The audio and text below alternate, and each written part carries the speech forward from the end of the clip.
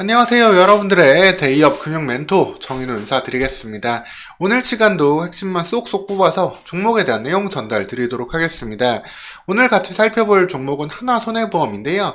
이 종목 말씀드리기에 앞서 한 가지 약속 먼저 드리고 시작하겠습니다. 하나손해보험 이 종목만큼은 끝까지, 종목과 제가 살아있는 한 끝까지 관련된 내용들 모두 찾아서 전달 드리겠습니다. 왜 오르는지, 왜 떨어지는지, 어떠한 가능성이 있는지, 어떠한 리스크를 안고 있는지 제가 모두 찾아서 전달 드릴 테니까 여러분들은 데이업 안에서 편안하게 영상 보시면서 투자해 가시면 되겠습니다. 여러분들 사실 주식 관련된 이야기는 우리 주변에서 너무나 쉽게 찾아볼 수 있습니다. 뭐 유튜브를 봐도 나오고 TV나 신문을 봐도 나오는 얘기들인데 실제로 도움이 되는 이야기는 별로 없다라고 보시면 되겠습니다. 이제는 어렵게 찾아서 고생하시지 말고 데이업 안에서 저와 함께 하시면 되겠습니다. 하나손해보험 시작하겠습니다.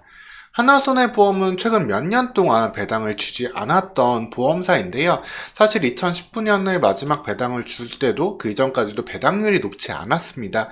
그래서 배당주로도 사실 좀 소외되어 있었지만 2023년에 IFRS 17 도입 이후에 오히려 배당 여력이 좀 더 증가하면서 이제부터는 배당주로도 좀 관심을 가져볼 수 있는 그러한 기업 종목이 되었습니다.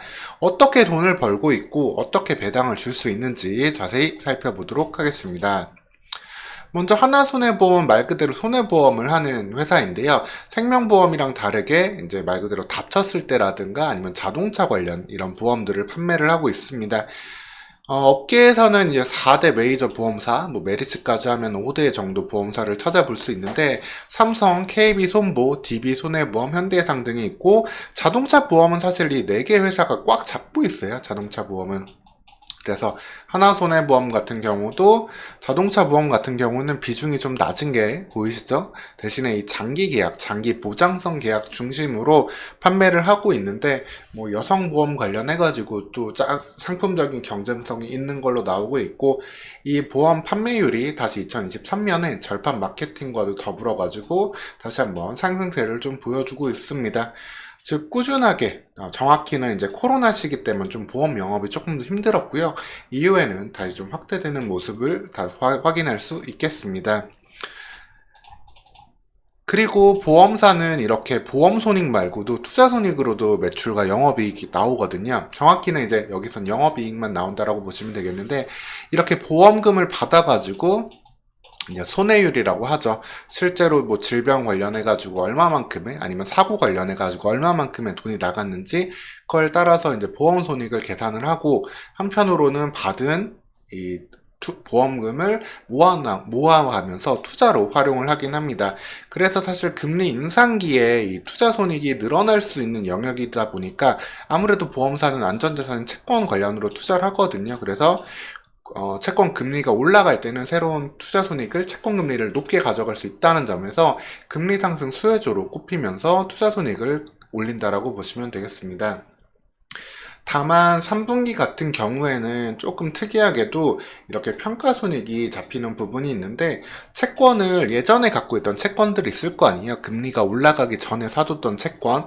그런 채권들은 이제 시가로 평가를 하다 보면은 일정 부분 지금 상태에서는 좀 손실로 보이는 효과도 있습니다.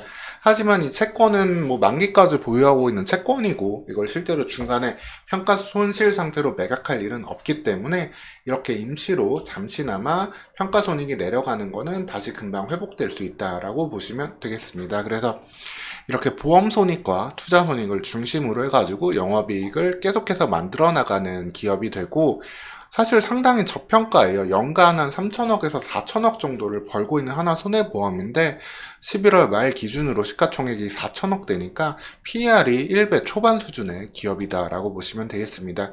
이렇게 되었던 이유는 그 전에 이렇게 배당을 좀 안 줬어요. 배당을 안 주다 보니까 시장에서 더욱더 좀 인기가 없었습니다. 하지만 2023년부터는 배당을 좀 기대할 수 있는 실적과 상황이 되었고 현재 배당 수익률로는 7%까지도 기대해 볼 수 있는 모습을 보여주고 있습니다.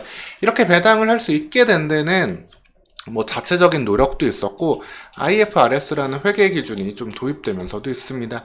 이전에는 보험사의 지급 여력 비율을 RBC라는 비율을 사용을 했었는데 이거를 좀 더 다른 걸로 개선한 킥스라는 비율을 도입해서 사용하게 되었습니다. 여기에서는 이제 새로운 후순위 채권 같은 경우들도 이제 여기에 줄 수 있는 자기 자본으로 잡을 수 있도록 되어 있기 때문에 이렇게 킥스로 변경되면서 지금 여력 비율이 훨씬 더 좀 좋아지게 되었고, 사실 이 킥스를 사용하지 않는다고 하더라도 이전 비율로도 177%, 180% 이상 추정으로 이게 150%가 권고치였거든요.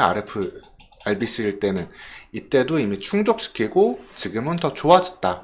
이렇게 자기 자본에서 좀 여유가 생기다 보니까 다시금 배당을 할 수 있는 상황이 되었다라고 보시면 되겠습니다.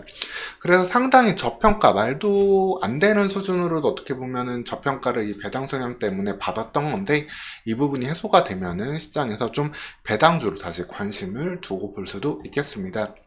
실제로 보험주들 관련해서 비슷한 이제 사이즈를 갖고 있는 곳이 뭐 롯데손해보험, 농협손해보험 등이 있는데요. 롯데손해보험 같은 경우는 시장 점유율이 2.5%, 하나손해보험이 한 6% 정도 나오고 있거든요.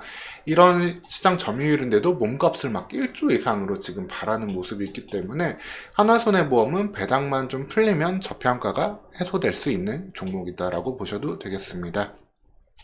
그래서 영업이익 같은 경우에는 4천억대 지속해서 좀 바라볼 수 있는 상황이 되겠고요. 결론을 좀 말씀드리면은 IFRS 17 회계 도입으로 안정성이 더욱 올라갔다. 킥스 비율을 예전보다도 더 안정성 있게 해놓은 상황이 됐다라고 보시면 되고요. 보장성 보험 중심으로 자동차 보험은 사실 좀 어려워요. 어렵고 뭐 온라인 보험사도 계속해서 있기 때문에 그 부분은 어렵지만 보장성 보험 중심으로 메인 상품 중심으로 꾸준한 매출을 기대해 볼 수 있겠습니다. 그리고 2019년 배당 이후로 배당을 안 주고 있다가 이제 배당을 재개하게 되면은 관련해가지고 시장에서 소외받았던 부분들이 좀 해소될 수 있다는 점이 포인트라고 보시면 되겠습니다. 오늘 시간 이렇게 하나손해보험에 대해서 안내를 좀 드렸고요. 계속해서 관련해서 이슈들 나오는 거 챙겨서 안내 드리도록 하겠습니다. 그리고 마지막으로 말씀드리면 저희 데이업에서는 이렇게 금융 관련주를 제외하고도 반도체와 2차전지 등 메인 산업 그리고 상장되어 있는 전 종목들에 대해서 각각의 담당 멘토가 꾸준한 분석 영상 집요하게 추적해서 올리고 있으니까 해당 영상들도 꼭 확인하고 활용하시면서 여러분들 투자 수익에 보탬이 되도록 활용하시길 바라겠습니다. 그럼 오늘 시간도 영상 시청해 주셔서 감사합니다. 다음에 더 좋은 영상으로 찾아뵙도록 하겠습니다.